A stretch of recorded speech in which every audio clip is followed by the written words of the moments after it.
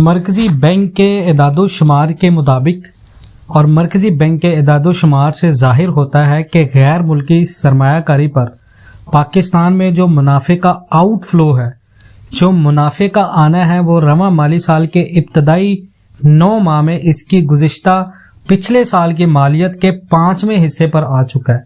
यानी सरमायाकारों का मुनाफा जो पहले करीबन अगर मिसाल के तौर पे 50 रुपये था, आज वो 10 रुपये तक आ चुका है। इस कदर मुआशी बहरान का शिकार हो चुका है पाकिस्तान। और रवां माली साल में 3 कारोबार करने वाले लोग जो सरमायाकार हैं वो करीबन डूब जाएंगे या डूब चुके हैं, बाकी सब नॉर्मल रहेगा। ये स्टेट बैंक की रिपोर्ट है। स्टेट बैंक ने कहा है कि रवां माली साल में 3 कारोबार करने वाले लोग डूब जाएंगे या इससे मुतासिर होने वाले लोग डूब जाएंगे या इनसे मुंसलिक लोग डूब जाएंगे, बाकी सब नॉर्मल रहेगा। अब इन कारोबार में क्या चीजें हैं? इन कारोबार में सबसे पहला आता है real estate files. Real estate कारोबार एक ऐसा कारोबार है पाकिस्तान का जिसमें फाइल्स मार्केट में लोगों ने बेतहाशा पैसा इन्वेस्टमेंट कर दी है। बेतहाशा इन्वेस्टमेंट अपॉर्चुनिटीज होते हुए लोगों ने बहुत ज्यादा इन्वेस्टमेंट कर दी 2022 में। 2021 से 2022 में पाकिस्तान के अंदर करीबन 9 खरब का नुकसान हुआ है छोटे छोटे सरमायाकारों के पैसे मिला के, क्योंकि महंगाई इतनी ज्यादा कर दी है हुकूमत ने। जो सोसाइटी के मालकान हैं वो पावरफुल लोग हैं, उनके माफियाज हैं, उनके पार्लियामेंट्स में कनेक्शंस होते हैं, वो फ्रॉड कर जाते हैं। कंस्ट्रक्शन मटेरियल महंगा होने से वो अपने वादे नहीं पूरे कर पाते और नतीजतन रियल एस्टेट फाइल्स डीलर्स की वजह से, डीलर्स की बेहिसी की वजह से, पाकिस्तानी कौम को बेवकूफ बनाने की वजह से ये अब डूब जाएगा। और ये बेहतर होगा क्योंकि रियल एस्टेट फाइल्स जो हैं इसने पाकिस्तान की तरक्की को और पाकिस्तान की सरमायाकारी को बहुत ज्यादा मुतासर किया है, खासकर बैरून मुल्क। बैरून मुल्क जो मजदूर तबका है वो जब बाहर जाते हैं पैसा कमाने के लिए, सोच यही होती है कि किसी अच्छी सोसाइटी में इंस्टॉलमेंट के ऊपर प्लॉट लेंगे, इंस्टॉलमेंट देते रहेंगे और प्लॉट मिल जाएंगे। लेकिन नतीजतन उन्हें ये नहीं पता होता कि ये पाकिस्तान है और पाकिस्तान में स्टेट बैंक ने भी इसके ऊपर जो है वो अभी काफी सख्त रिपोर्ट दी है क्योंकि इसकी कमी काफी ज्यादा आई है। पिछले करीबन 2 साल से जो मार्केट में जो रियल एस्टेट में फाइल्स का जो धंधा चल रहा था वो थोड़ा सा कम हो गया। उसके बाद दूसरा बिजनेस पाकिस्तान में जो डूब जाएगा या जो डूब चुका है, जो डूब रहा है, वो करीबन टेक्सटाइल बिजनेस है, जिससे करीबन 50 लाख लोग बेरोजगार हुए सिर्फ पाकिस्तान में डॉलर शॉर्टेज की वजह से और हुकूमत की बनाई हुई पॉलिसियों की वजह से, और जो पाकिस्तान के खाम माल के बाहर से ट्रक आए हुए हैं उनके ऊपर जो एलसीज बंद की हुई हैं उनकी वजह से। टेक्सटाइल बिजनेस में जिन लोगों ने पैसा लगाया या टेक्सटाइल बिजनेस से जितना भी बड़ा सरमायाकार है, टेक्सटाइल पाकिस्तान की बैकबोन कहलाता है। पाकिस्तान के अंदर टेक्सटाइल में करीबन जीडीपी का 25% आपको टेक्सटाइल से आता है, लेकिन इसके ऊपर एलसीज लगने की वजह से, एलसीज बंद होने की वजह से पाकिस्तानी हुकूमत ने इसको तबाह बर्बाद करके रख दिया और इसी वजह से ये बिजनेस भी पाकिस्तान में डूब जाएगा और ये डूब चुका है। उसके बाद है नंबर 3 पे कंस्ट्रक्शन बिजनेस।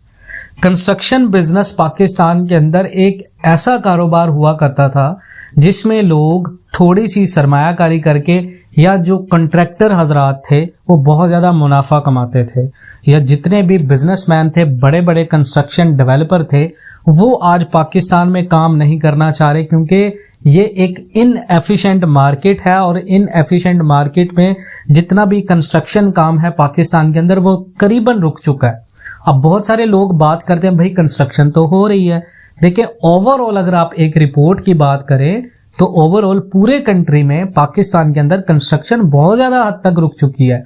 आज 5 मंजिला का घर बनाने के लिए लोगों के पास प्लॉट तो हैं, लेकिन लोगों के पास पैसे नहीं है, परचेजिंग पावर कम हो चुकी है, कुव्वते खरीद कम हो चुकी है। आज अगर आप देखें सोसाइटी मालकान जितनी भी बड़ी बड़ी सोसाइटी हैं, आप डीएचए की बात करें, आप बैरिया टाउन की बात करें, ब्लू वर्ल्ड सिटी की बात करें, आप इत्तेहाद टाउन की बात करें, उसके बाद आप लिबर्टी लैंड्स की बात करें, लेक सिटी की बात करें, फजाइया की बात करें, ASF कॉलोनी हाउसिंग सोसाइटी की बात करें, तो बड़ी बड़ी सोसाइटीज के अंदर काम करीबन रुक चुके हैं। उसकी वजह यह है कि कम आमदनी वाले तरक्की पजीर ममालिक के मुकाबले में पाकिस्तान की जो गवर्नेंस है वो काफी ज्यादा नाकिस है, और पाकिस्तान में फीकस कम पैदावारी जो तवाज़न है वो अदायगी के बहरान में अहम किरदार अदा करती है। लेकिन पाकिस्तान में ऐसा नहीं है। जहां मुल्क इतना ज़र मुबादला कमाने से कासिर हो जाए तो वो दरामदात के लिए फंड्स बहुत ज्यादा कम मुहैया करता है। पाकिस्तान में मुमकिना सरमायाकारों को बहुत से ऐसे ही चैलेंजेस का सामना है जो दूसरे तरक्की पजीर मुल्कों में मौजूद हैं, जैसे कि regulatory risk, taxation system Pakistan का बहुत ज्यादा टैक्सेस लग गए, और पब्लिक सेक्टर के जो फैसला साजी है उसमें करीबन करप्शन है, और पाकिस्तान एक ममनू और चैलेंजिंग मार्केट बन चुका है जिसमें मौके और मेंटेनेंस है वो बहुत ज्यादा कम है।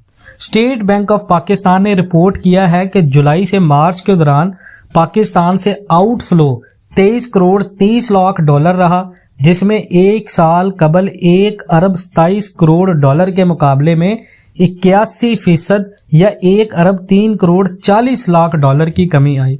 पाकिस्तान IMF के पास जा रहा है 1.5 अरब डॉलर, लेकिन पाकिस्तान की हुकूमत अपनी नाकस कारकर्दगी की वजह से 1 अरब 3 करोड़ 40 लाख डॉलर का नुकसान कर रही है सालाना। चूंकि ज़र मुबादला के कम ज़खायर हुकूमत के लिए एक बहुत बड़ा दर्द सर बने हुए हैं, और मालियाती जितने भी पाकिस्तान के इदारे हैं उनका ख्याल है कि मुल्क के गैर मुल्की ज़र मुबादला के ज़खायर को बचाने के लिए जानबूझकर पाकिस्तान का आउटफ्लो कम किया जा रहा है। अब आप देखें, पाकिस्तान के खित्ते में बराह रास्त गैर मुल्की सरमायाकारी की सबसे कम शरह पाकिस्तान की है, और गुज़िश्ता 3 बरस से जो पाकिस्तान में रकम की आमद हो रही है वो कम हो रही है, क्योंकि ओवरसीज लोग ज्यादा इन्वेस्टमेंट कर रहे हैं डॉलर्स में, जो कि माली साल 2019-2020 में 2 अरब 60 करोड़ डॉलर, जबकि 2022 में 1 अरब 90 करोड़ डॉलर तक कम हुआ। अब ये जितने भी बिजनेसमैन हैं, ये रिपोर्ट से पता चलता है कि ये 3 बिजनेस पाकिस्तान के अंदर आने वाले वक्तों में नुकसान में जाएंगे, और अगर आप इस तरह का कोई काम स्टार्ट करना चाहते हैं तो अभी थोड़ा सा इंतजार करें।